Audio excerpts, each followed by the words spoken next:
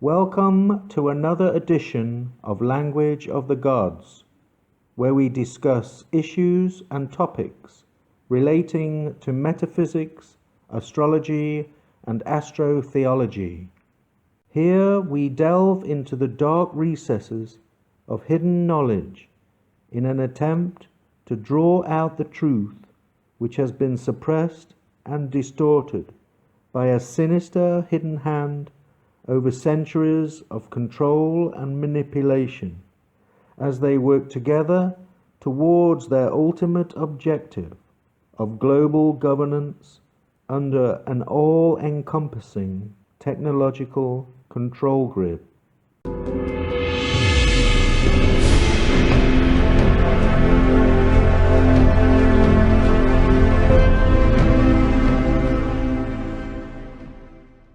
The British Empire, as most people traditionally view it, evolved out of the ancient empires of Greece, Egypt and Rome, systems of command and control imposed from hierarchies of influential elites. The controlling powers and organizations behind these systems do not always disappear. They change with the times, evolve and relocate, sometimes going underground. Empires rise and fall, drawn through time on an ocean of changing human consciousness. This one is no different. It eventually found itself a safe haven, an island protected on all sides by water. The British Empire was the largest empire the modern world had ever seen. From the British Isles in northern Europe, the United Kingdom ruled over its dominions, colonies, protectorates and mandates, at its peak covering 1/4 of the Earth's landmass, 458 million people, 1/3 of the human population. From the early days of Henry VIII, his ambitions and advancements in ship design allowed for a vast armada of floating gun decks and warships to be produced, propelling England forward as the world's dominant marine power, eventually ruling the waves. His ambitions became an enormous strain on the financial resources of the monarch, which persuaded him to bring usury back with the Act of 1545, allowing him to borrow all the money necessary for empire building. Before seeing the full benefits of his imperialistic dream, Henry's appetites got the better of him, dying bloated and overweight in 1547. By the mid-18th century, the empire had grown, controlling parts of India, Africa, the West Indies and North America. This first phase of empire was forged from the military exploits and expeditions.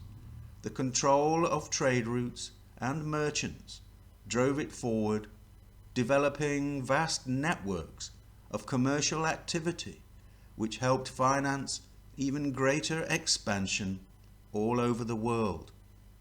This phase was challenged during George III's rule, 1760 to 1820, when the American colonies revolted against the strict exploits and controls of British corporations.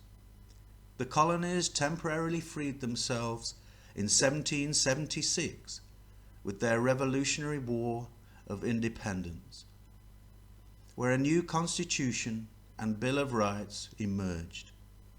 George was also challenged in Europe after the French Revolution by Napoleon, who by 1812 had most of Europe under his control. All this pressure against the empire took its toll on the king. By 1815, George III had become gripped by insanity. Unable to tie his own shoelaces, he became just an acting figurehead, aimlessly wandering the corridors of Windsor Castle, the head of what had now become a world superpower. To the policymakers, business expansion and the control of trade became priority. The funding and arming of antagonists and revolutionaries did not worry the empire. With their alliances and resources, they only saw opportunity in provoking division. No single country could match up to the empire's ability to restrain new tyrants. They could lose the odd battle, but in the end would win the war. Always thinking ahead, they didn't care how many were killed, what was destroyed, and how long it took. They always had a contingency plan for a new order out of chaos, and their version of corporate order came from the entangled mess and chaos they helped to foment. After the American Revolutionary War, an atmosphere of independent republicanism began to spread, unsettling much of the old aristocracy in England. However, the elite had a plan to use any difficulty to their overall advantage. The British Empire's recipe for ruling was to divide and conquer, to create false issues, arouse petty passions, and stimulate base instincts, steering people in the direction required for imperialism. The British were masters in the art of diplomacy and secret warfare. Their favourite tactic was to get everyone fighting amongst themselves through rival factions, revolts, provocateurs, psyops, coups and manufactured enemies. They would light multiple touch papers and stand back, watching from the shores of their independent island. They would wait until all sides had exhausted themselves, physically, financially, and mentally.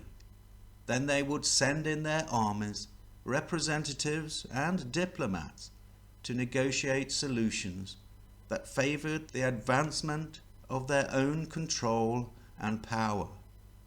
They will finance tyrants, dictators, emperors, and kings, as long as the tyrant poses no threat to the British Isles. The empire will continue to do business, supporting useful idiots who do the fighting for them. The British will pick their moment, and when the time is right, send in their troops to finally slay the dragon. The power of the empire rests in the hands of a relatively small but powerful group. Wealthy, influential families setting the direction of control. Its subjects, servants, merchants and mercenaries are the blood circulating in the veins of a beast, feeding it as they go about their daily lives. A beast born from the will of a privileged few who control the many. During the American Revolution of Independence, Britain persisted in asking Catherine the Great of Russia for assistance. She was not impressed by the British conduct during the 7 Years' War, 1754-1763, during which she witnessed Britain discreetly exit the conflict, leaving Russia's Prussian allies vulnerable to defeat. Catherine the Great considered these actions disloyal.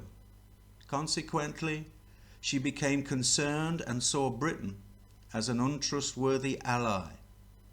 She was determined to stay officially neutral in this new conflict, but continued to trade with the colonies, believing that an independent America would be ideal for future Russian business interests.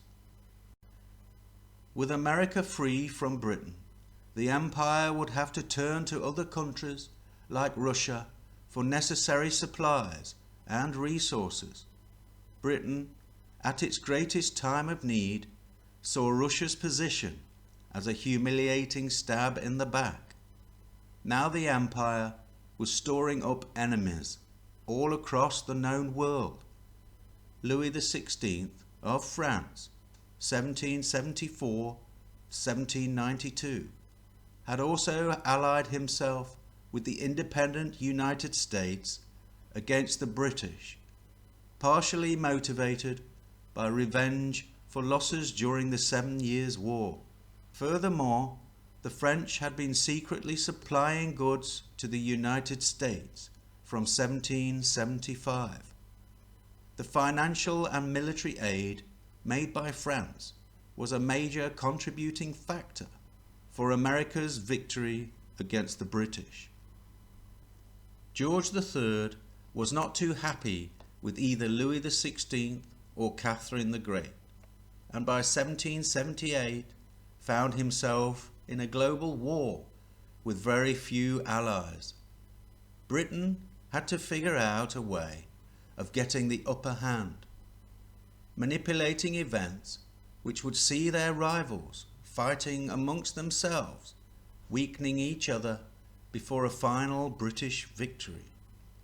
After the American Revolution of 1776, the defeated British were keen to quash further ambitions of rebellion towards freedom, independence, and republicanism. Revolution was in the air and also in the minds of the collective consciousness. The British elite were not enamored by the spread of independence, fearing a loss to their position and prestige, especially if it came to the shores of their small island. The British establishment considered a revolution in Europe beneficial in destabilizing enemy powers and getting even with Louis XVI and the Russians.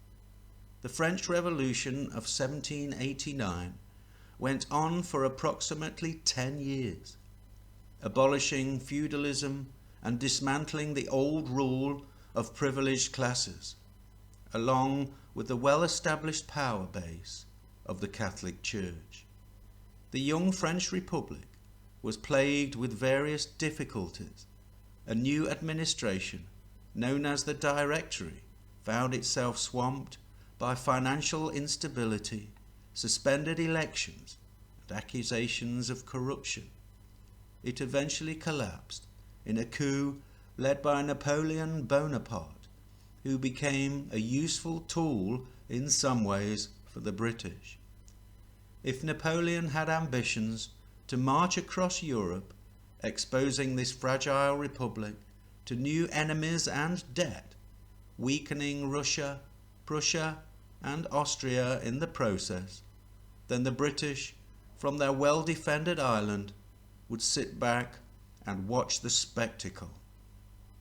Financed by British and Rothschild banks and money from the Louisiana Purchase, Napoleon went on the rampage. By 1812, he had control of most of Europe. The British had many contingencies in place, options available when restraining their new tyrant. As long as they controlled the seas, they could control the game.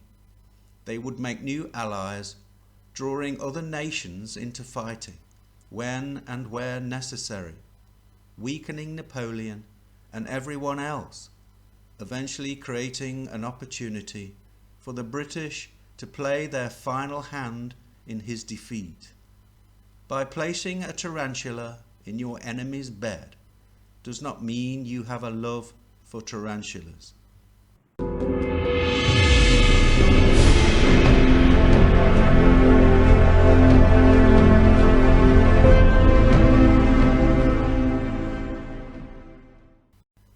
Napoleon was born on August the 15th, 1769, on the island of Corsica, 6 months after the French invasion which toppled the independent republic run by Pasquale Paoli. Corsica was now a province of the French Empire, ruled by Louis XV, and the richest country in Europe. The small island of Corsica had been heavily influenced by Britain. Although there was no formal alliance, Britain historically supported the Corsican government's independence. During the invasion, the Corsican resistance put up a brave fight, but with few men and the lack of credible help from the British, they eventually fell. I was born when Corsica was perishing. 30,000 Frenchmen spewed onto our shores, drowning the throne of liberty in waves of blood. The cries of the dying, the groans of the oppressed, and tears of despair surrounded my cradle from the hour of my birth. Napoleon Bonaparte. Napoleon's father, Carlo, worked as a representative for the Corsican government. He moved to France, where in 1778 secured a place for the 9-year-old Napoleon at the Royal Military College. He moved over to the Royal Military Academy in Paris when he was 15, a finishing school which turned officers into gentlemen, only to begin his training as a soldier at 16. At the age of 16, on July the 14th, 1789, Paris erupted into riots, the start of a 10-year period of unrest. The revolution had begun.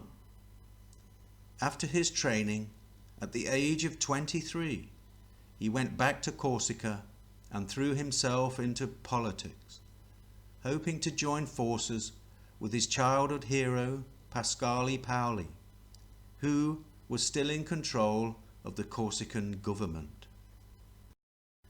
Paoli did not trust this young upstart, and they were soon at war with one another. After a brief skirmish in which Napoleon was defeated, Paoli chose to banish him from his homeland indefinitely. On the 10th of June, 1793, Napoleon sailed to France with his widowed mother, brothers and sisters. They were now a family of refugees. Paris was still in turmoil. The revolutionaries had executed King Louis XVI back in January, beheading him with a guillotine. Still eager to purge France of elitist parasites, the revolutionaries continued to look for more heads to roll. Napoleon, back in France, was reinstated in the army as an artillery captain. He was sent on his first active mission at the seaport town of Toulon, south of France. It was here Napoleon's abilities were noticed. His gallant input in throwing out the British fleet secured him a promotion to Brigadier General. Back in Paris on October the 5th, 1795, crowds of Parisians stormed onto the streets along with National Guardsmen, determined to restore the monarchy. The government called on Napoleon to repel the attackers. Together with his unit, he turned his cannons on the approaching crowd, opened fire, and blew them into unrecognizable pieces of meat.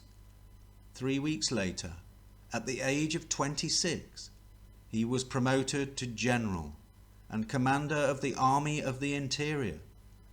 After a quick marriage to his wife Josephine, Napoleon was sent to the Italian Alps, where he was given the job of supreme commander of all French forces throughout Italy. His brief objective was to challenge the Austrian Empire and their Italian allies. Even though he was a general, he had never commanded an army before.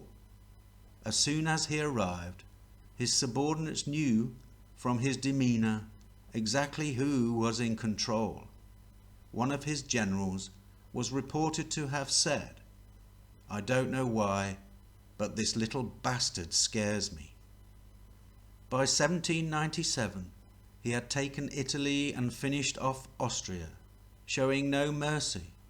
After a brief rest, back in France, Napoleon was sent to Egypt, where he was to create problems for the British by disrupting their trade routes.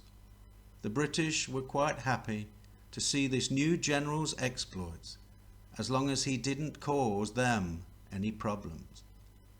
Napoleon sailed to Egypt, taking Malta along the way, eventually anchoring his ships 20 miles north of Alexandria, from which, on the 1st of July 1798, he took the city with minimal effort.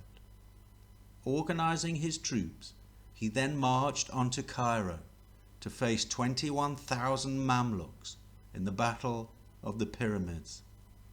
At the battle, Napoleon grouped his men into giant impregnable military squares in an attempt to defend themselves from the Mamluks and their cavalry, which came at them from all directions. Finally, over 6,000 Egyptians died to only 300 French. The battle was a huge success for Napoleon. While the French were enjoying their new conquest in Cairo, the British decided to act against this new upstart, who potentially threatened their trading interests. Consequently, the Empire sent a fleet of British warships to Egypt under the command of Lord Horatio Nelson. On August the 1st, Nelson spotted the French fleet anchored in Aborka Bay and ordered an immediate attack. Splitting his ships into 2 divisions, Nelson smashed and annihilated Napoleon's fleet. From the 17 ships engaged, only 4 escaped. The rest became a mixture of splinters and driftwood, putting a temporary end to Napoleon's ambitions by trapping him and 35,000 French soldiers in Egypt.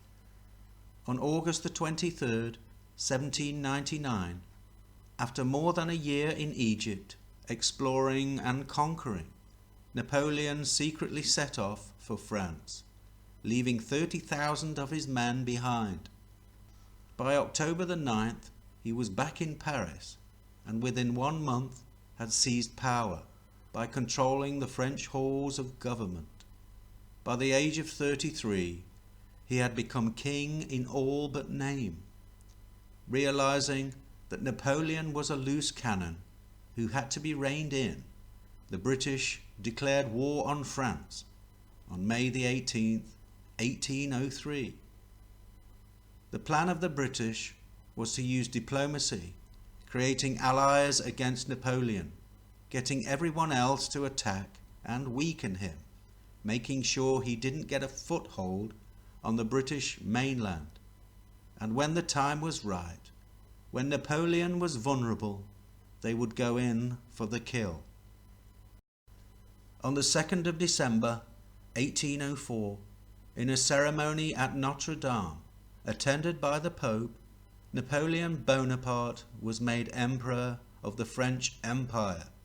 Britain's defence policy was to control the seas and dominate the oceans with the world's most powerful navy, destroying competition before it had the chance to challenge Britain's supremacy. From the start of hostilities, Napoleon had wanted to invade the British Isles. He knew he needed a formidable fleet to smash the British Navy, which would open the conflict up for a future land invasion. For 2 years, he had tried to assemble a combined Franco-Spanish fleet at the port of Cadiz, which was under a blockade imposed by the British. Napoleon had amassed 33 fighting vessels with a plan to break the blockade and sail them to the Caribbean, where they would meet up with another fleet. On their return, they would release ships at Brest, northwest France, emerging from the blockade, with superior numbers to smash the British fleet in the English Channel. Anticipating Napoleon's future objectives, the British sent a fleet of 27 warships under the command of Admiral Nelson. They sailed towards Cadiz, where 33 vessels were trying to leave the port under the British blockade. They engaged at the Cape of Trafalgar, south of Cadiz. Nelson, the superior tactician, wasted no time. He went straight towards them, destroying 2/3 of the enemy's fleet, losing his own life in the process from a bullet fired in the upper rigging of an enemy's ship. Even though he was killed, he managed to keep his whole fleet intact. Britain was safe for the immediate future. Austria and Russia had now allied with Britain, who would watch from afar, letting them do most of the land fighting to weaken the French. In 1807, after many battles, Napoleon met up with Alexander I of Russia at Tilsit, where they struck up an alliance. The British Empire was becoming isolated.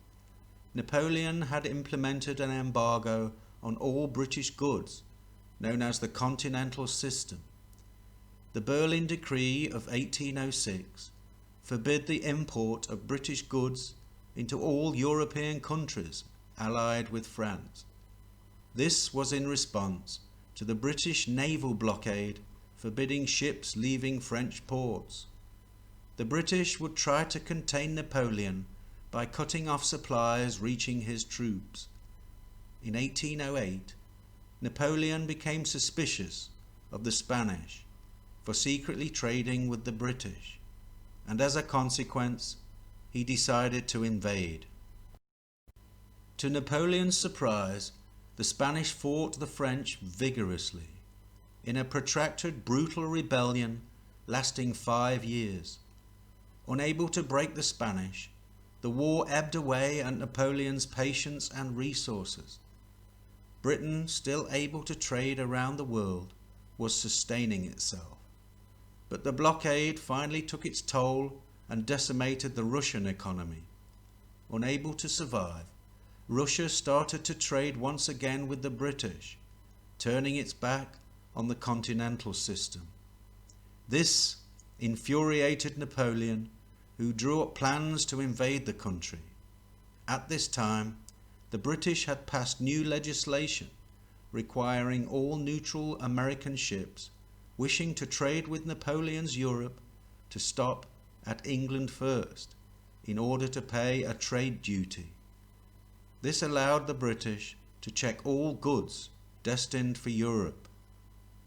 During this period, the powerful British Navy had seized over 100 enemy ships, not only taking the goods, but also its sailors.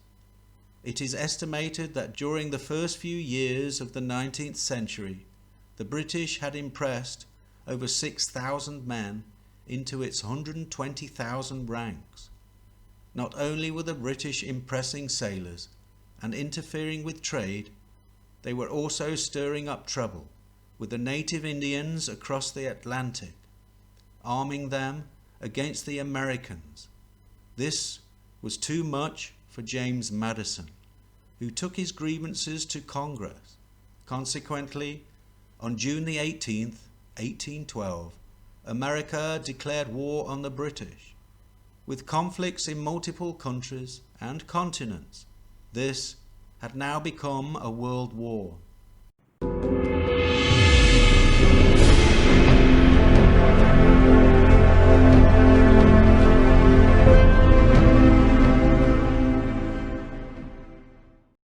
Back in Europe, with over 600,000 men, the biggest army ever assembled, Napoleon crossed the Neman River and marched into Russia. Anticipating the war would be over in 3 weeks, he headed for Moscow. However, after 2 months of marching, Napoleon had lost 150,000 men from exhaustion, sickness and desertion. The Russians had not yet engaged the approaching army. they sat back and waited, letting the elements do the fighting for them. By the end of the summer, in the rural location of Borodino, the Russian troops finally faced the enemy. After 9 hours of fierce fighting, the Russians dispersed, leaving Napoleon proclaiming victory, believing Moscow was now for the taking. A few days later, he entered the capital, which was deserted. The Russians had set fire to the city and refused to negotiate or surrender. Napoleon wrote to the Tsar offering peace terms, but Alexander I ignored him.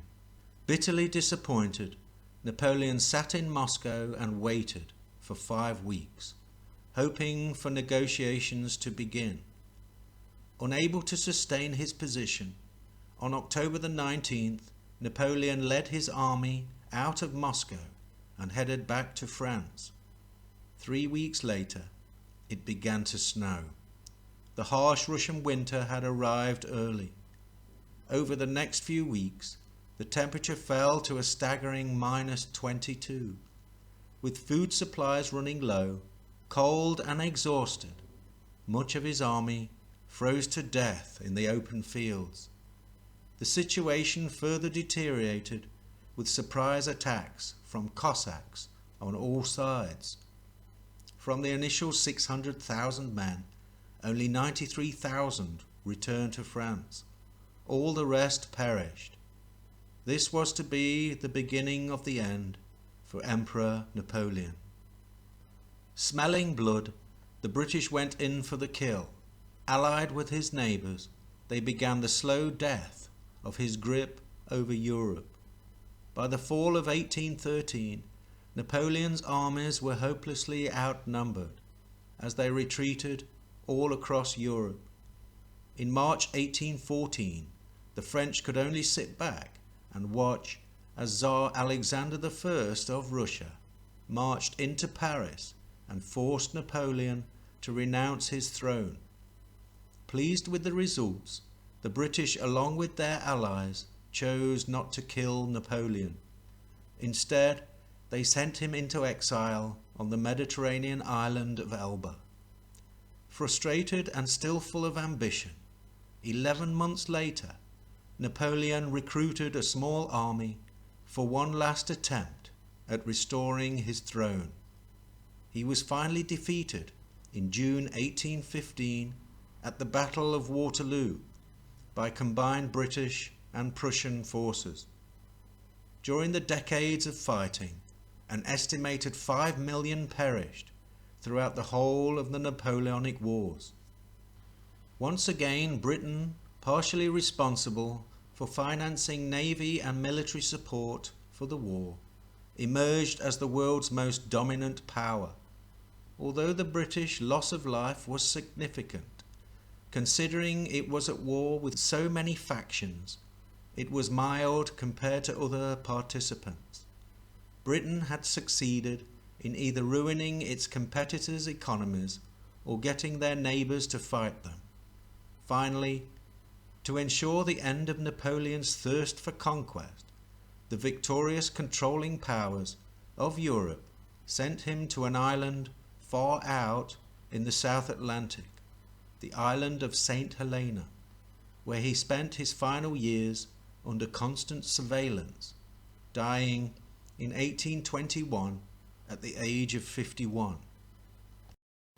After having been reduced to bankruptcy, inflation and despair from a war which lasted 25 years, the new French government, subsidized by international financiers within the City of London, became the junior partner in an alliance with the British, lasting for over 100 years.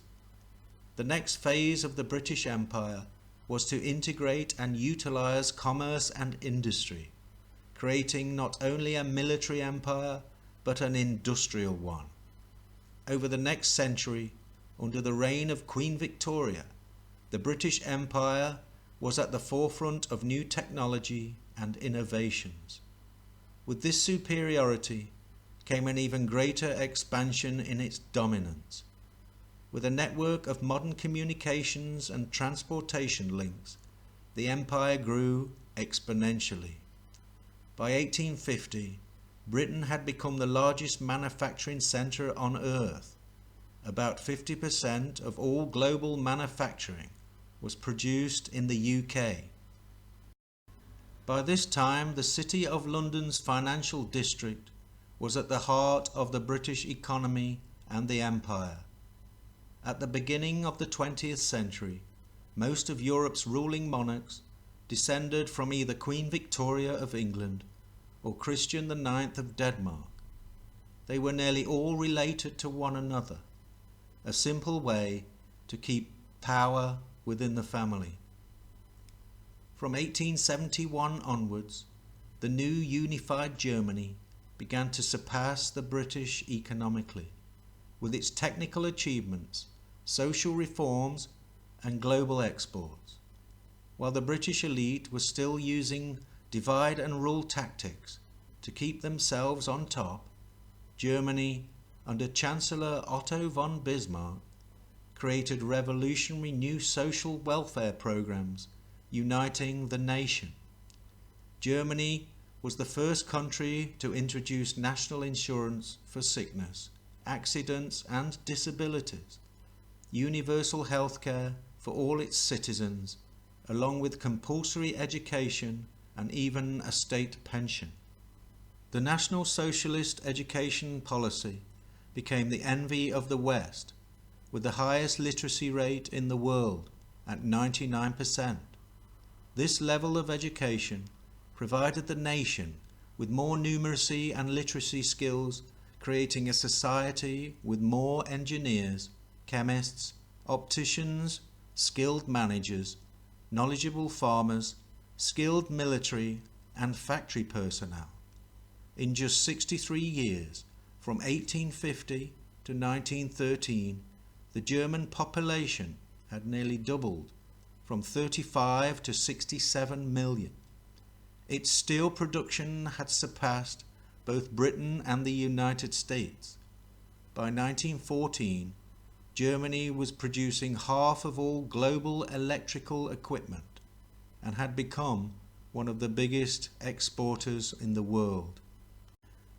The British Empire could not compete on equal terms. Its policy of divide and rule, keeping the majority of its subjects in perpetual scarcity, had allowed them to rule for the past 250 years. The only option they could see available in order to survive was to destroy their competitors, and Germany had become its main rival. The empire realized it had to intensify its alliance with international financiers to create a powerful partnership which would have the tools necessary to propel itself through the 20th century and beyond, together creating a financial, industrial, and military powerhouse. The empire had to survive. Nothing was off the table. All means necessary. Through concealment, distraction, and manipulation, it had to survive, no matter what the cost. If the Kaiser could not bring his country into line with Britain's version of globalisation, it would find itself at war economically, and if necessary, militarily. Once the American banking system was under the control of the international financiers, in December 1913, the green light was given for the disembowelment of Germany.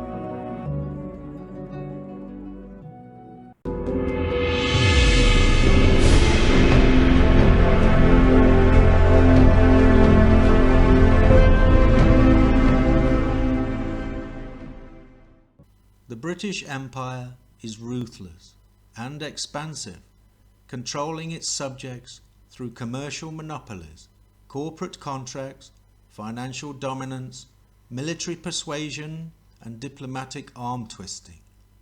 The real heart of the empire lies within the City of London, an independent corporation in the heart of the capital, controlling events from an entity known as the Crown. The City Crown Corporation is outside the normal jurisdiction of British laws. It has its own courts, laws, flag, police force and mayor, similar to the Vatican City State and Washington, D.C., all separate entities within their host nations. This triad, an alliance of control, exempt from a variety of taxes, now work together to form a global force expanding the project of globalisation. The Vatican controls world religion, the City of London controls world finance, and Washington, D.C. controls the world military might. These three cities all possess common attributes, aligning themselves with particular universal energetic frequencies, along with Saturnian ceremonies, symbols and other similarities. They all possess an ancient Egyptian obelisk situated within each city-state. There is a zodiacal Union Jack pattern beneath the obelisk in St. Peter's Square, an astrological depiction of the path of the sun as it moves around the zodiac. The presence of these ancient obelisks is not yet fully understood by the general public. Relics from the pharaonic age of Egypt, where the mighty men of old once ruled over their subjects. The Vatican State and Church is the largest financial power, wealth accumulator and property owner in existence. Not only does the Catholic Church hoard its wealth, it also hoards its knowledge, ancient books and manuscripts, some of which came from the ruins of the great library at Alexandria. Knowledge and wealth kept from the rest of humanity, while at the same time controlling them through scarcity and ignorance. According to the producers of the documentary Empire of the City, Ring of Power, the characters behind the Crown Corporation are kept secret, ensuring anonymity, disguising the true masters behind globalisation. Within the city, the Crown entity is the ultimate controller of the Bank of England, the US Fed, the IMF, Lloyd's of London, the Stock Exchange, branch offices to most British banks, over 200 foreign banks, and at least 50 US banks. It houses most of the mainstream media monopolies and Fleet Street's newspapers. It is also home to various major cartels and corporations whose tentacles stretch across the globe. The Queen of England is only a figurehead for the Crown, the directorate of the corporation. The empire is essentially ruled by the Crown Corporation. The city became a sovereign state of its own in 1694, at the time William of Orange privatised the Bank of England. The Crown Empire uses commercial law, maritime admiralty law and ecclesiastical canon law to enforce its will and conduct business as a means of commercial control throughout the world. According to the said documentary, some of the richest families on the planet control the Crown Corporation. Families such as the Rothschilds, Warburgs, Oppenheimers and the Schiffs. These families and their descendants direct the Crown Corporation's activities, which own the titles to worldwide Crown land and colonies. The city carries on its day-to-day business of local government with medieval ceremonies and ancient customs. Its voting power vested in secret guilds with names of traditional crafts such as grocer, fisherman, mercers and skinners. All this tradition and ceremony is a mask blinding the eyes of the public to the real deal going on behind the scenes. The British Parliament serves as a public relations front, preoccupied with the day-to-day trivia of legislation and population control, taking the eye off the hidden power which these ruling elite families possess. The banking cartel within the city maintains a tight fiscal control of global monetary policy. Through various mechanisms and relationships with central banks of each nation, they determine the value of all currencies and therefore the financial status of each country. The United States is just another crown colony. The President acts for the interests of the Crown Corporation through his role as President of the United States Corporation. Using their vast wealth and influence, the Crown Corporation finances agents to promote their cause in positions of influence, offering huge material wealth to all who are willing to manipulate the outcome, favouring the expansion and aspirations of this global entity. Through secret societies, they recruit useful members of each community, grooming them to carry out their objectives. The City Crown Corporation operates as a super government, a secret government, creating continuity behind the charade of party politics. No important incident occurs in any part of the world without their participation in some form, neutralizing competition and ensuring overall survival, dominance and expansion. British foreign policy has always been a constant succession of cycles, shifting alliances, isolation, financial control, diplomacy and war. China, Russia, the United States, Germany and France are in order the most populous and have been the most independent nations in the world, and therefore represent the most dangerous threat as competitors towards the British Empire. All these nations have been victims in one way or another to British imperialism. The Empire, through its control of education and media, has the ability to alter the beliefs of the majority of its subjects. They will persuade the public's perception on who their new enemy is. Over the centuries, nearly every country has been in its crosshairs, not because their people are bad, only because the Empire has decided these countries are to be brought in line with its latest policies and objectives. If they choose to set brother against brother or mother against son to advance their agenda, I'm sure they will find a way to do so. In his book, The Study of War, Professor Quincy Wright shows the statistical breakdown of most warring countries of Europe from 1480 to 1940, the percentage of time each country is at war. England 28%, France 26%, Spain 23%, Russia 22%, Austria 19%, Turkey 15%, Poland 11%, Sweden 9%, Italy 9%, Netherlands 8%, Germany, including Prussia, 8%, and Denmark 7%. It is no surprise to see Britain at the top with a whopping 28%, nearly 1/3 of its entire existence over the past 500 years, warring with Tom, Dick or Harry in the name of expanding the British Empire, presumably in a defensive capacity. The principal victims of British policies are unpeople. those whose lives are deemed worthless, expendable in the pursuit of power and commercial gain.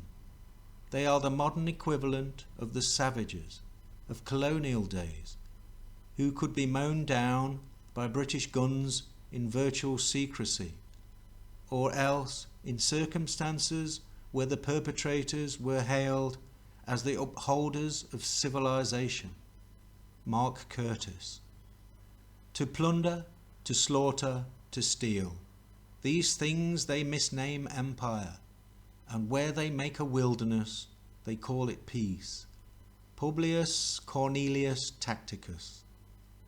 Why should we not form a secret society, but with one object, the furtherance of the British Empire, and the bringing of the whole uncivilized world under British rule, for the recovery of the United States, for the making the Anglo-Saxon race but one empire?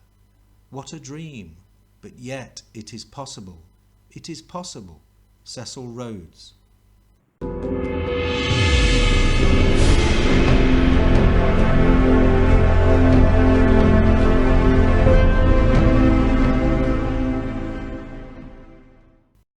Cecil Rhodes, 1853 to 1902, was a British businessman, South African politician, and a great believer in British colonialism. Rhodes used his diplomatic skills to negotiate with the elite ruling classes of the British Empire, aware of his qualities and aspirations, which ran in line with the Empire's objectives. They worked together and formed a useful alliance.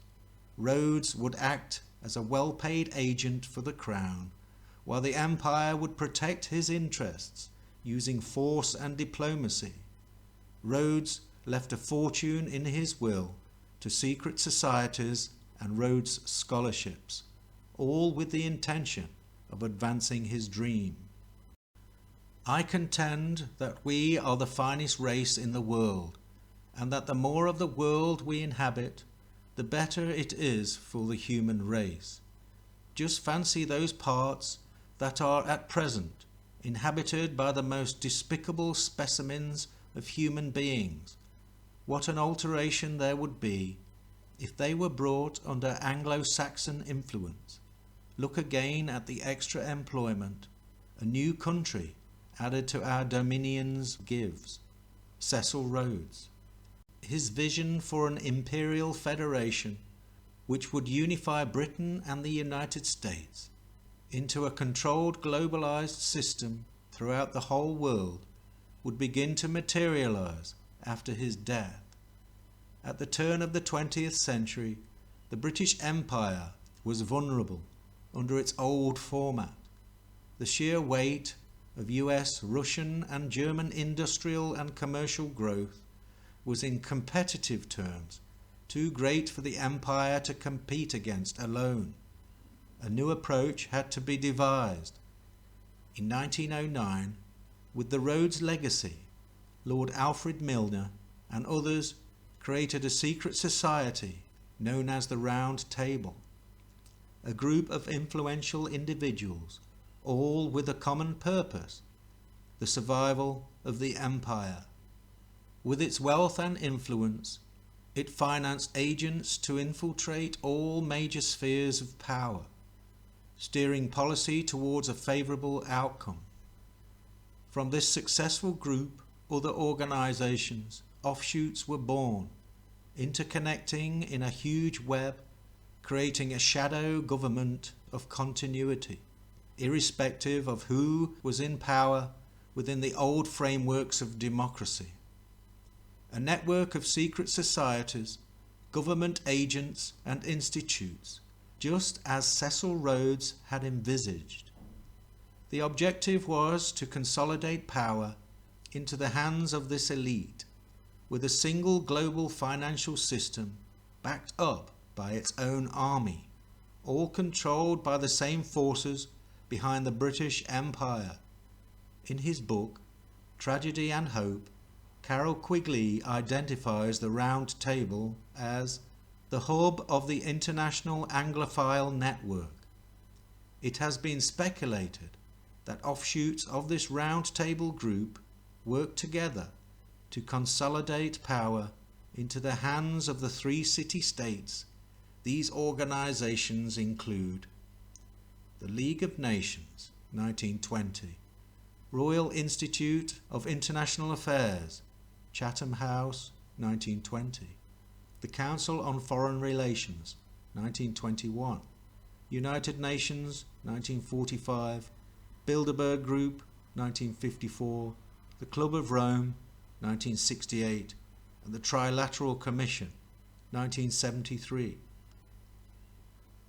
After World War I, the British Empire, weakened and in debt, had taken control of some of Germany's colonies while removing most of Europe's colonial competing figureheads. Now at its peak, the new balance of power was firmly in their hands. In 1917, before the end of World War I, the British monarch, the Directorate of the Crown Corporation, decided as a public relations exercise to change its German name from Saxe-Coburg-Gotha to the more English-sounding name of Windsor, disguising their family ties to the country it had just smashed. With global dominance as the prime motivation for their actions, they realized that all variations of nation-states, whether a democratic republic, a liberal democracy, or a right-wing utopia, had given too much power to the common man, stifling the advancements of the elite's globalist totalitarian agenda, now inseparable from the international financiers of Wall Street and London. Frustrated with the slow progress of democracy, the diplomatic and secret intelligence apparatus of the empire allowed them to push for global dominance through a network of communists, fascists, and socialist movements, sponsoring numerous dictatorial figureheads after the Great War. During the 1920s and 30s, a wave of fascistic movements spread throughout the world. Contrary to popular belief, they were not independent movements, springing up spontaneously, but part of a larger plan. The push for control was on. They will set man against man, beast against beast, until they get what they want, more for themselves and less for everyone else. Benito Mussolini, the founder and leader of Italy's National Fascist Party, became Prime Minister in 1922, when he led his black shirts to seize power by marching on Rome. He rapidly turned Italy into a corporate police state, taming its population into submissive participants. He had many backers and supporters, from international financiers to the Vatican. In 1926, Thomas Lamont, a partner of Morgan, later to become J.P. Morgan, arranged a loan of $100 million for Mussolini's government. Using its influence within the media, they promoted Mussolini in the minds of the general public. Publications in Time, Fortune, and Life magazine referred to him as a triumphant reformer and the wonderful Benito. Time magazine alone featured him on its cover 8 times over a 20-year period. Throughout the 1920s, Mussolini's corporate fascist movement was promoted by the agents of the empire and the Catholic Church as a role model for other fascists to follow. Italy's treatment by the Allies during World War I had left a very bitter taste in the mouths of the Italians. In the years that led up to the war, Italy had naturally sided with Germany and Austria. In theory, they should have joined them at the beginning. However, Italy stayed out, waiting to see how the war would progress. In the early months of 1915, British agents made a deal with the Italian leadership, an agreement called the Secret Treaty of London.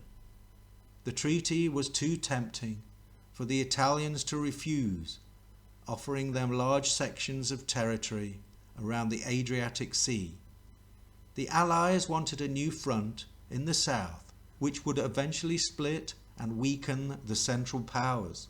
On April the 26th, 1915, Italy joined the Allies, coming in on the side of the British and French. By 1917, the Italians had only managed to penetrate 10 miles into Austrian territory.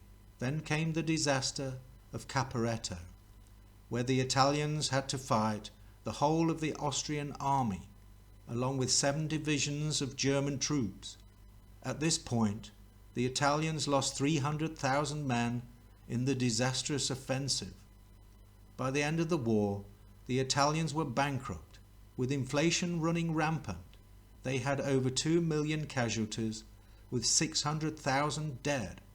However, being on the side of the victors, the Italians expected their fair share of the spoils. At the Treaty of Versailles, they got very little, which sparked deep humiliation and resentment from the Italian people. They felt betrayed by Britain, who seized nearly all the captured territory for itself, 1.4 million square miles, giving only 360,000 to France for their 6 million war casualties. The failure of the Italian government at Versailles made them look weak in the eyes of the Italians. This helped pave the way for the rise of Mussolini and his fascists in the future of Italian politics. In 1923, a captain general in the Spanish military, Miguel Primo de Rivera, overthrew the government and declared himself as dictator. Touted in the media at the time as the Spanish Mussolini, he was later overshadowed by Francisco Franco, another fascist dictator. Similar events were unfolding in Germany with the Nazi Party, inspired by both Mussolini's march on Rome and Miguel Primo's overthrow of the Spanish government. The German Nazi Party leader, Adolf Hitler, attempted a coup in late September 1923, the famous beer hall putsch. Unfortunately for the Nazis, the putsch failed, landing Hitler and his conspirators in jail for over a year. The Nazis finally gained power in 1933, with the help of London and the international financiers, both channeling funds through the Reichsbank's chairman into the coffers of the Nazi Party. By the late 1930s, any country in the crosshairs of the empire had some form of fascist party, either in government, challenging government, or marching up and down the streets, pretending to be the government. The British Empire had wanted total control of the United States ever since those turbulent days of George III and the American Revolution. Even though the Crown Corporation had control of the Federal Reserve and the Virginia Corporation of the United States, it saw Roosevelt as a traditionalist and part of the old democratic process, an upholder of the Constitution. A plan was hatched in 1933, a coup to overthrow Roosevelt's elected government. It was a plot by a group of wealthy industrialists to create a fascist veterans organization. Unfortunately, the plot was uncovered by General Smedley Butler and brought to light in the United States House of Representatives. In 1934, Butler testified before a special committee on un-American activities. In his testimony, Butler stated that a group of several men representing mainly Wall Street banking interests had approached him to help lead a plot to overthrow Roosevelt in a fascist military coup. In their final report, the committee supported General Smedley Butler's claims on the existence of the plot, but the matter was mostly forgotten, with no more investigations or prosecutions. The press also went silent, showing very little interest. Joseph Stalin took over from the Wall Street-backed Lenin following his death in 1924 to lead the next phase of control within the Soviet Union, another form of ism, Bolshevik communism, similar to fascism when looking at its top-down command and control structure. Just another dictatorship, leaving the people exposed to the mercy of their narcissistic, psychopathic leaders. The idea of allowing all these dictators to exist next to each other was to keep them in line and impose the will of the elite on the common citizen, vulnerable citizens who looked towards their leaders for solutions to many of the manufactured problems of the day. Vulnerable citizens living in fear, surrounded by potential enemies, which made it easier to steer public policy in the direction required for globalisation. This global game of chess, played by the elite, meant keeping the dictators in check. They could only do this by surrounding them with other dictators, just as ruthless and just as well armed, capable of invasion at a moment's notice. Arming them was big business, especially for the arms manufacturers, the corporations and the big banks. The only problem was keeping it all together, keeping them in line with global policy. What would happen if one or more of your dictators had ambitions and ideas of their own?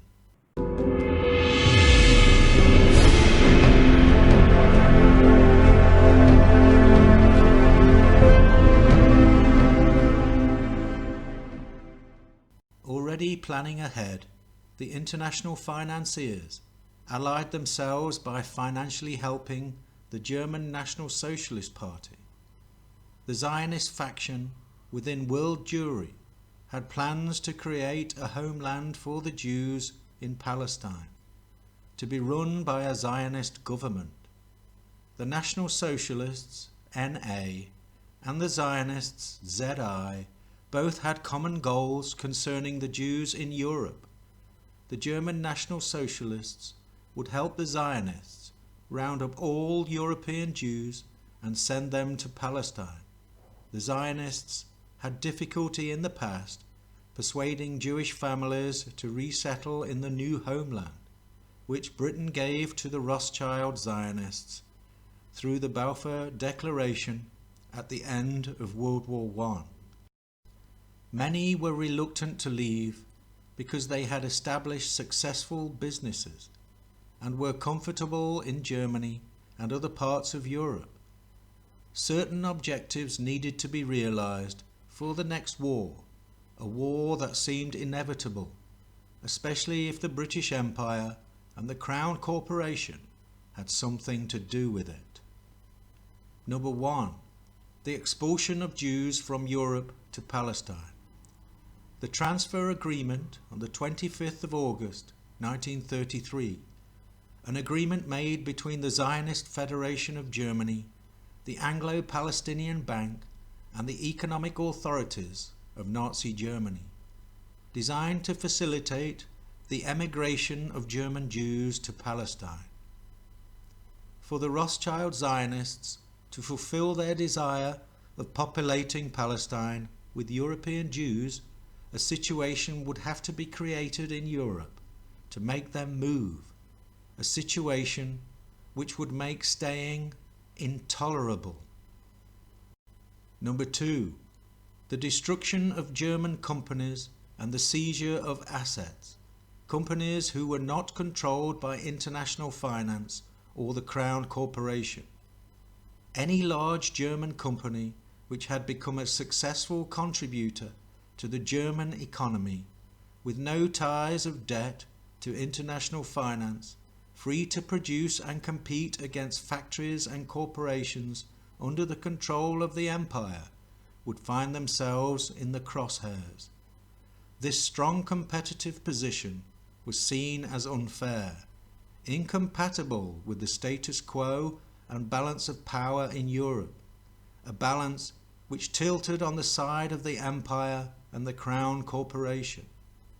the objective was to smash the whole country back to the Stone Age, forcing them to rebuild everything using borrowed money from the Rothschild Zionist international financiers and the City of London banks, placing them under the control of the empire's financial debt-based monetary system permanently. Between 1940 and 1945, 61 German cities with 25 million people were destroyed, devastated beyond recognition in a bombing campaign initiated by the British government working for the Crown. Number 3. Get the Bolsheviks and the Germans to annihilate one another. One would expect the Red Army, an ally of Britain and the United States, to receive help and supplies for their war effort. One would not expect Allied companies to be supplying Germany at the same time, but surprisingly this was the case. A swift victory over Nazi Germany did not appear to be the prime objective for the elite. A prolonged war fulfilling multiple objectives appeared to be the game plan. A number of large US corporations, financial institutions and industrial figures were conducting business for both sides during the whole conflict. Standard Oil shipped enemy fuel through Switzerland. Ford trucks supported German troops throughout occupied Europe, and IG Farben adopted a business-as-usual policy. The same old British Empire tactics were being employed. Get your rivals to fight amongst themselves, weakening each other to a point which allows you to go in and pick up the pieces. Then create the new world in your own image. In the meantime, arm and finance them until they are crippled with extreme debt. A long protracted war would produce more devastation and a greater opportunity for restructuring in the aftermath. Consolidating old power structures, transferring control into fewer hands, favouring international finance, the empire and the Crown Corporation. Number 4. Create an atmosphere from the aftermath suitable for the establishment of global governance through institutions such as the United Nations, the IMF and other global projects, the next stepping stone for world dominance. After World War I, the League of Nations was set up as an attempt to prevent future wars and cement the participating nations into following the diplomatic aspirations of the empire. Unfortunately, the League was regarded as weak, unable to prevent future wars from happening, and many countries withdrew once they became suspicious of ulterior motives. A bigger and better version would be necessary after World War II. In 1945, the United Nations was created under the same pretext of preventing wars. The old Bank of England needed a new face, greater scope and more persuasive power to propel the empire into the future. During the final stages of World War II, the Bretton Woods Conference, formerly known as the United Nations Monetary and Financial Conference, was set up. By the end of July 1944, the IMF was established, coming into formal existence in 1945. For the next phase of global monetary control, the shelves of the old private Central Bank of England were moved over into the IMF. The empty husk of the Bank of England was then sold off in 1946 to the British people in a public relations exercise called nationalisation. Many institutions sprang up after World War II for more global control and influence, part of the new evolvement of the British Empire and the Crown Corporation. The World Health Organization, a specialized agency of the United Nations, was created in 1948 to manage international public health. The UN really had become the foundations for global governance. Number 5. Create enormous debt, another controlling lever for the international financiers, and to take control over all European banking institutions. After 1945, all participants of the war had become burdened by excessive government debt. The price they had to pay for their involvement, no matter which side they were on, the government debt was owed to the international financiers. The Treaty of Versailles after World War I was designed to cripple Germany economically. The Potsdam Conference in July 1945 was equally damaging, and it made sure Germany would pay dearly. Blamed for the cause of the war, they would have to pay reparations. The country was finished. They had been smashed 6 ways from Sunday, but the country was still ransacked. Under the deindustrialization policy, machinery and manufacturing plants were dismantled and transported to France and the UK. Anything left was destroyed. The country had to start from scratch, with money borrowed from the newly formed IMF, on terms and criteria imposed by the IMF and the international financiers. German reparations also came in the form of forced labour. Over 4 million POWs and civilians were used in this way throughout Europe and the Soviet Union. Germany paid Israel 3 billion Deutschmarks in Holocaust reparations and 450 million Deutschmarks to the World Jewish Congress to compensate survivors in other countries. No reparations were paid to Romani gypsies, homosexuals, Christians, Catholics, Muslims, or any other identifiable group caught up in the turmoil. The lender is always master over the borrower. The international financiers knew that in the aftermath of the war, with all governments in debt, they would be calling the shots and have immense leverage as the new Europe and its new geopolitical scene was being established. The Romans used the leather whip as a mechanism of control. The international financiers used debt. The pen is mightier than the sword, and the balance sheet is mightier than the whip. Number 6. Change global public opinion towards the Jews by giving them victim status. This will help to shield future Zionist policies from criticism as they hide behind the Jewish religion. It is in the interest of the Rothschild Zionist international financiers to shield themselves from public scrutiny. What better way than to hide behind a barrage of smoke and mirrors, creating an atmosphere of the perpetual victim, changing beliefs in the minds of the masses, using all techniques available, pumped out daily, watering those seeds within the subconscious, from education to media, from politics to official history, and to forbid the inquisitive from asking sensitive questions. Masked through mechanisms of legislation and intimidation, the public cannot be allowed to know the game, the players, or the truth. The perpetual victim status is set like stone in the collective consciousness of each generation, targeting raw emotions, allowing the Zionist control grid to bomb, butcher and burn all who stand in the way of their aspirations of a greater Israel and greater financial control, becoming a rogue state within the boundaries of human decency and tolerance.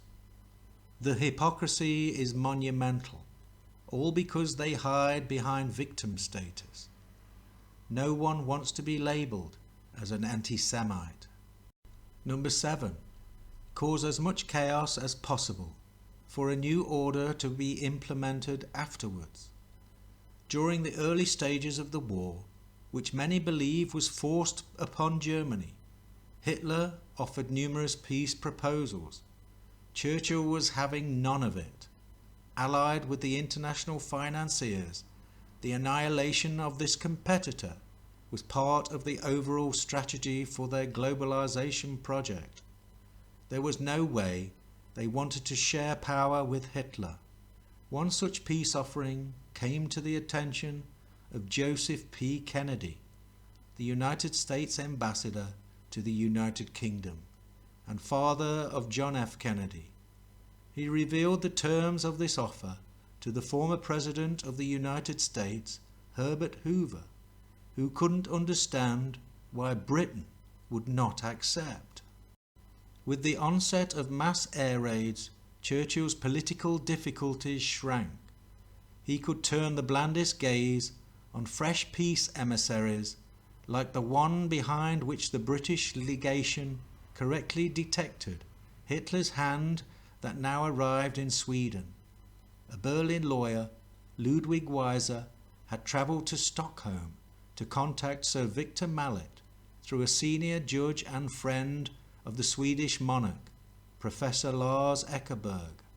But now Churchill was running Britain's foreign policy. Through Halifax, he forbade Mallet to meet Weiser. The British envoy, who sincerely desired a negotiated peace, ascertained Berlin's terms nonetheless.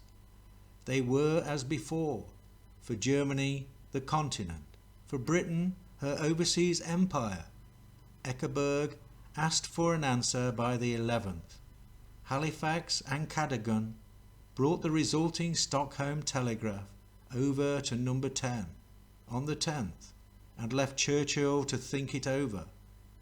If you want any more questions asked, Mallet had promised in it, I can easily get them put by Eckerberg, again without committing anyone and as though coming from me alone.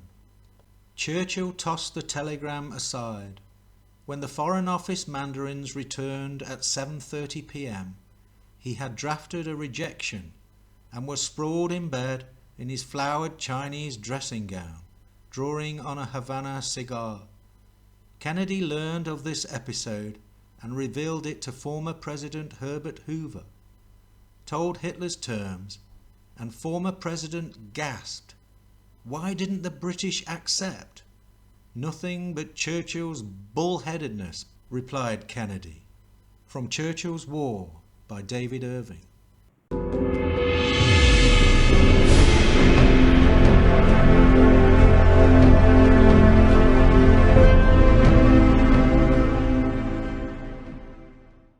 All the new fascist dictators were happy to receive funding from Wall Street and London's financiers, happy to play their expected roles at dictatorship, unaware they were being set up in a global game of chess for a massive conflict, a new world war which would see the deaths of nearly 80 million people and the total destruction of Germany. Hitler and the Germans were backed into a corner. Ironically, in 1939, when the Germans seized about 100,000 square miles of Poland, the British in the same year seized 218,000 square miles in other parts of the world, expanding their own empire. Britain declared war on Germany for invading Poland on the 1st of September 1939, but became allies with Russia, who also invaded Poland on the 17th of September 1939. An example of double standards which certainly poses many questions as to what the real agenda was behind the scenes. Once the war was underway, it became a giant exercise in logistics and negotiations. The objectives set out initially by the Anglo-Zionist alliance were to be fulfilled at all costs. No matter how many deaths or peace offerings the Germans made, annihilation was the plan and annihilation was to be delivered. A point came early on when Hitler and the leading National Socialists realized they had been maneuvered into an impossible position. Their dreams of an independent Germania were not and never were going to be part of the British Empire's future plans. They had no choice but to throw everything they could at what they saw as a fight for survival. It became an all-out war to the bitter end. The real power of the British Empire and the Crown Corporation lay in the hands of a few individuals. The British Parliament and its citizens have little or no say in the important foreign affairs of the empire, but those citizens within that empire must fight when international finance and the city feel it necessary to call upon them. In Andrew Carnegie's book, Triumphant Democracy, he writes, "My American readers may not be aware of the fact that while in Britain an Act of Parliament is necessary before works for a supply of water or a mile of railway can be constructed, 6 or 7 men can plunge the nation into war, or what is perhaps equally disastrous, committed to entangling alliances without consulting Parliament at all.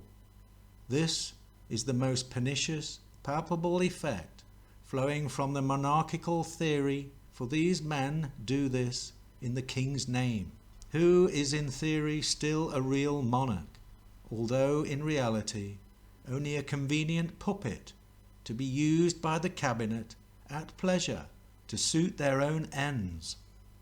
After World War II, the control system's power lay in fewer hands. An alliance between the international financiers, the Crown Corporation, the Vatican, and the American military-industrial complex, all major players in the creation of the post-war era. Their objective was to put in place the foundations for globalisation, the next stepping stone to global governance. Through the United Nations and the IMF, individual sovereign nation states would be brought in line to operate as interdependent, reliant and servants of the new post-war global system. Any country stepping out of line would find itself under economic pressure from the international financial community, with its network of secret societies and government institutions. Globalist ideology was rewarded and encouraged. Anyone with contrary beliefs was squeezed out of the frame. Over the next 70 years, Europe was brought closer together under the guise of trade agreements, deregulation, and an end to future European wars. This all looked good on the surface, a step in the right direction for progress, while on one hand the Union offered positive practicalities, but on the other hand it was taking independent control away from sovereign nations, cultures which had taken centuries of blood and sweat to develop. The ability to self-govern, or at least have some influence over one's own life, has always been a strong factor in the formation of free societies. Most wars stem from this. Without peaceful resolution, you will eventually succumb to a violent revolution. The latest phase of globalization is to create economical parity, more of a level playing field throughout the globe. This is being done by suppressing the economies of Western countries while stimulating the East. The jackboot of debt is being stamped across Europe, forcing stagnation and austerity on European participants while stimulating growth in the underdeveloped countries. All this is taking place now. A huge project with the vast majority of global finance and commerce under the control of the international financiers and the globalists. The whole idea of individual states and sovereignty was to have more diversity of cultures and a variety of ways to live one's life. If any individual was unhappy with one country's social mechanisms, they were free to go somewhere they felt more comfortable. Nations would have to compete on merit, setting a good example in order to attract investment while keeping the citizens happy. A one-world government, especially if it is unelected and unrepresenting, will ensure the individual has nowhere to escape to. He has to do what he is told, lump it and be quiet, judging by the ferocity and speed of the globalisation project, the deception, the imposition of its will, its corruption and pseudo-transparency, the concealing of real objectives, the forcing through of legislation, sometimes without being read or fully understood, leads many feeling a little uneasy at what is being created and the effects it will have on the average citizen. The modern political process has become a scientific operation in mass mind manipulation, the altering of public opinion through various aspects of media, education and political theatre, essentially ensuring that all turkeys will vote for Christmas. That is, if you still have faith in today's voting system. An interesting aspect to this is the hidden influence the Vatican has within the globalisation project. Another major player in the game, the Treaty of Rome laid the foundations of the European Union project and was lodged in Rome on the 12th of October 2009. A fascinating twist when considering the partnership between the three city-states. Using levers of government debt, the international financiers through the IMF and World Bank impose conditions, social reforms and criteria favouring globalisation and the interdependency between member states. The sensible days of sovereignty, self-determination and self-sufficiency have almost come to an end. Globalists are given positions of influence within the mechanisms of power centralisation, agents manipulated or self-propelled, believing the project will lead to a brighter future. With its immense bureaucracy restrained and shielded from corruption, most dissenting opposition is quietly pushed out of favour, dropped from lists of influential agents, ensuring common coherence and success. There is an irony, a perverted twist, globalised governance set up under the pretext of preventing future wars and saving the planet from our overconsumption, is itself propagating war and promoting environmental exploitation, caused by their parasitical financial system and global corporations' thirst for profit and expansion. The common man does not want war or an over-complicated life. Most people do not need to surround themselves with unnecessary symbols of success. These are belief systems employed to entice man into participating in a rat race of competition, a divide and rule tactic, yet another mechanism of control mastered by the British Empire and its evolving successors. Power corrupts, and absolute power corrupts absolutely. The British Empire has progressed and evolved, allied with international finance, the Vatican and the American military-industrial complex. This new force, a Western elitist ideology, is determined to bring the whole world under its system and influence. A deceptive force designed to enslave every human within its web of debt and servitude, disguising its intentions as humanitarian, peaceful and democratic, stopping at nothing until its totalitarian governance, a single system of surveillance and control, is in place.